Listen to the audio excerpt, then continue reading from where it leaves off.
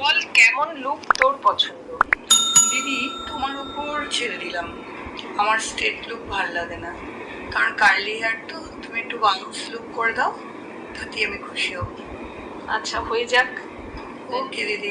চেষ্টা করলাম দোলার যেমন পছন্দ সেভাবে কাট করে দেওয়ার। আমি ব্যাকটা দেখিয়ে দিলাম আগে, একটু লেন্থটা কমিয়ে দিয়েছি, ও আমার ওপর ছেড়েছিল।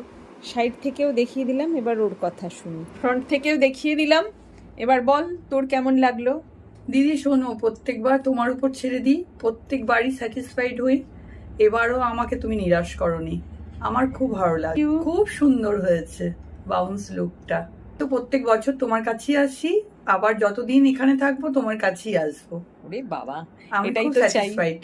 ঠিক আছে, এটুকুই আমার প্রাপ্তি। ভালো থাকিস। তুমিও ভালো থেকো দিদি। একদম। Thank you. ওয়েলকাম।